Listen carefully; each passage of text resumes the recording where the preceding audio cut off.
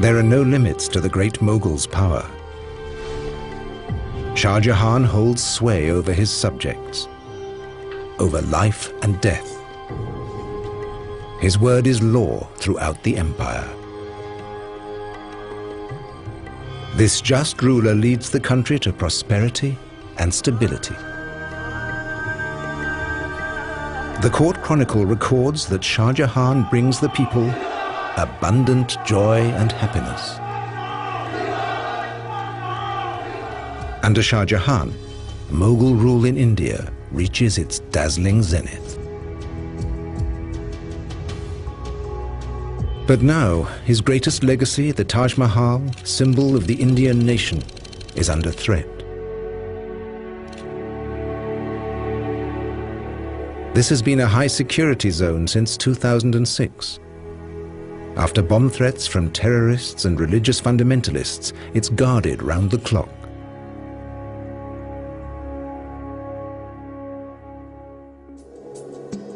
Access to the mausoleum is tightly controlled.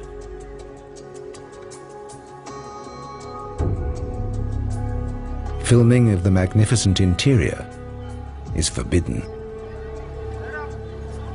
No one knows how long the Taj will need this kind of protection.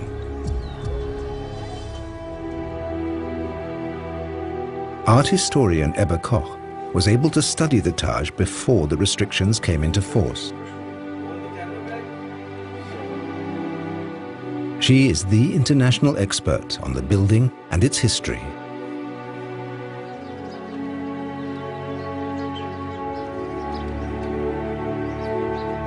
She has also decoded the religious symbolism of the monument.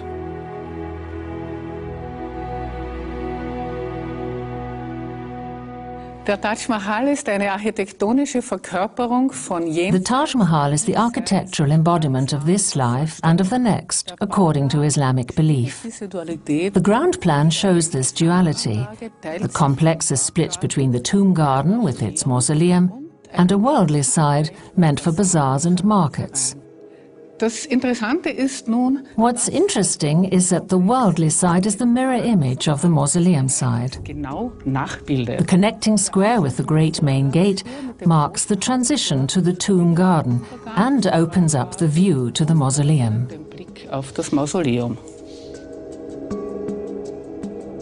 At the center of the mausoleum is the Holy of Holies, the most splendid room in the Taj Mahal, the final resting place of Shah Jahan's bride.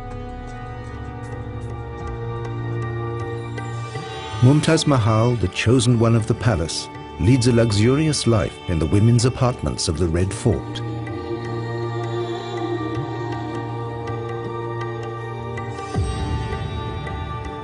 Poets admire her grace and charm.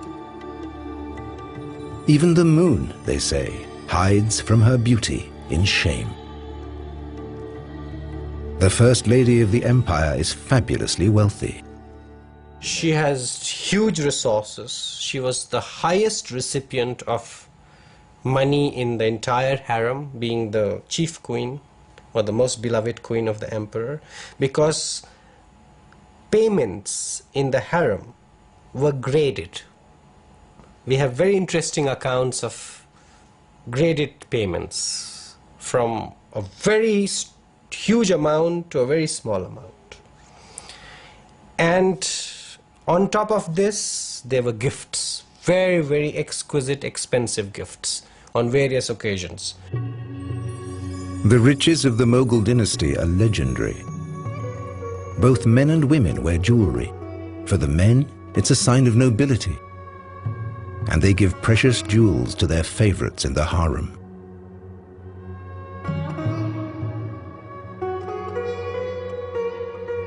Its endless supply of gems makes India the treasure house of the world.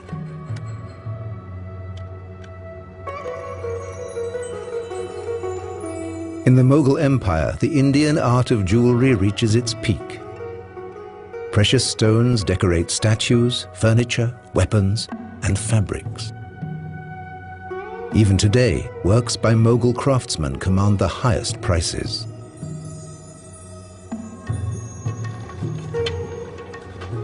The same is true of India's textiles. Cotton has been woven here for more than 4,000 years. This is still a vital industry in India.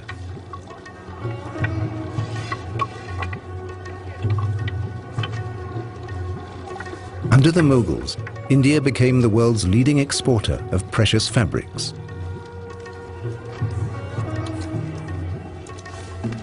The rulers, the great Mughal and his family, cashed in on the trade.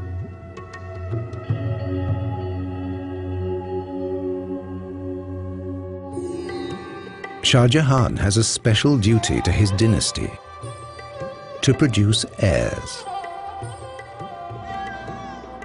His wives in the harem bear him children.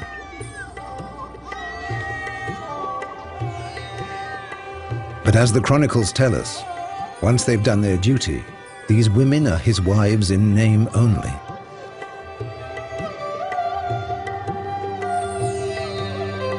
Shah Jahan's harem may once have been a love nest. Soon it comes to resemble a nursery. The harem is not an informal, entirely informal space. It's a space with a certain protocol. It is a space with a certain hierarchy. It is a space with a whole set of rules and regulations. With the empire at peace, there's plenty of leisure time to fill. The Mughals' enjoyment of alcohol and opium is legendary.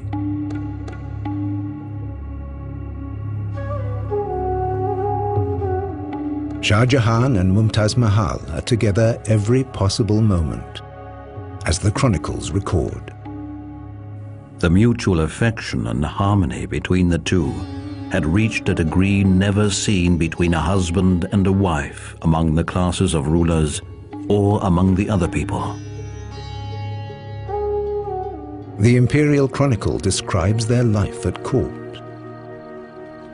The intimacy, deep affection, attention and favor which His Majesty had for the chosen one of the palace exceeded by 1,000 times what he felt for any other. For Shah Jahan, the happiness of Mumtaz Mahal is paramount. If you look at the wardrobe of the emperor, if you look at his private chambers, if you look at the shelf which displays all the perfumes, ointments, oil, and a whole range of aphrodisiacs, then you would perhaps know that there is a lot of interest to develop into good lovers, to acquire emotions or to release emotions in a way that would revitalize them or rejuvenate them. Her husband's love is shared and returned by Mumtaz Mahal from the depths of her soul.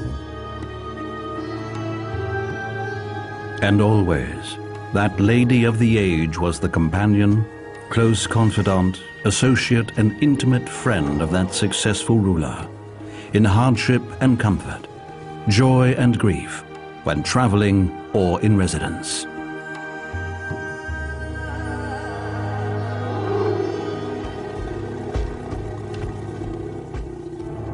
Fortune smiles on the king of the world,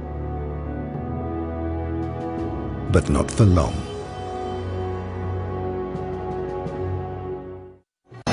There is unrest in the empire. In 1629, reports reach Agra of another uprising. A distant province has rebelled against the empire again. This means war. Shah Jahan mobilizes his army. He will crush opposition with brute force.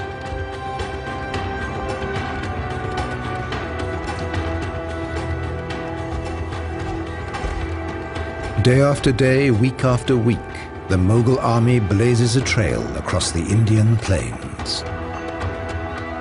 Nearly 2 years of forced marches follow for Shah Jahan's soldiers. But nothing will tear Mumtaz Mahal from her husband's side.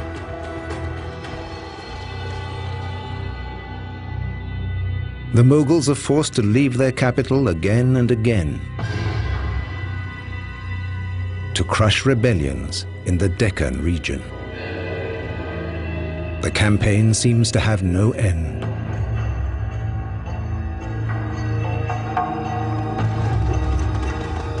The great Mughal still puts his faith in his cannons, the latest superweapons imported from the Turkish Empire. His soldiers haul them over mountains and across the roughest terrain, shattering city walls, wiping out the rebels.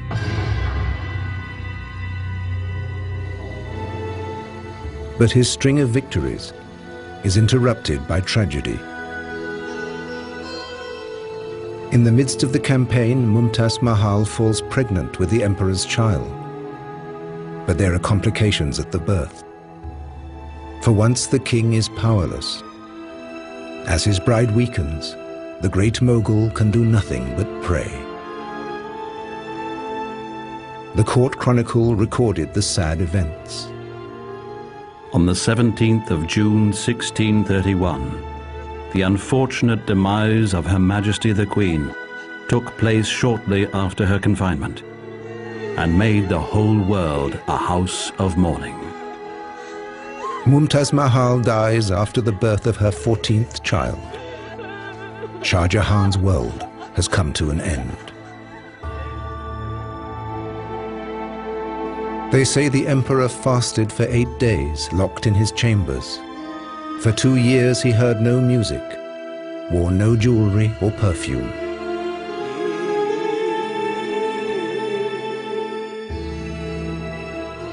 His hair and beard had turned grey. He looked older, much older than what he looked when he went into confinement or statutory mourning.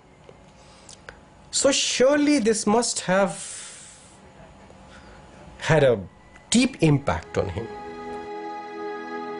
Before she died, legend says, Mumtaz Mahal made a wish for a mausoleum more sublime than any the world had seen.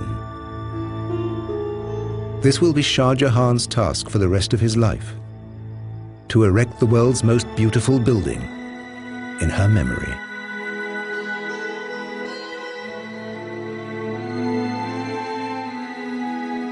The Taj Mahal stands in a long tradition of fabulous memorials in India.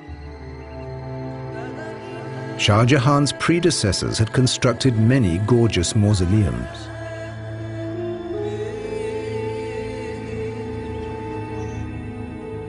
The Taj Mahal combines the very best elements of the memorials to Shah Jahan's forefathers. The tomb of his own father provides the model for the minarets.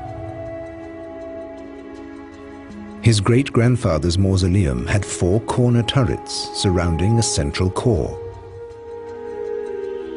The 4 mighty portals are inspired by his grandfather's tomb.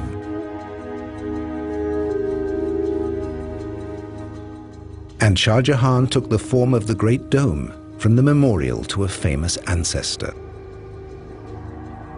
Different models, united in perfect harmony. No other mausoleum may come close to the Taj Mahal in scale, beauty, and grace.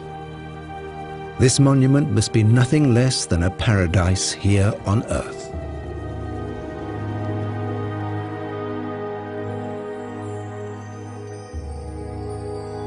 Symbolism carved in stone and marble. A heavenly memorial to the Queen of the world. Or as a poet described it, a teardrop on the cheek of time.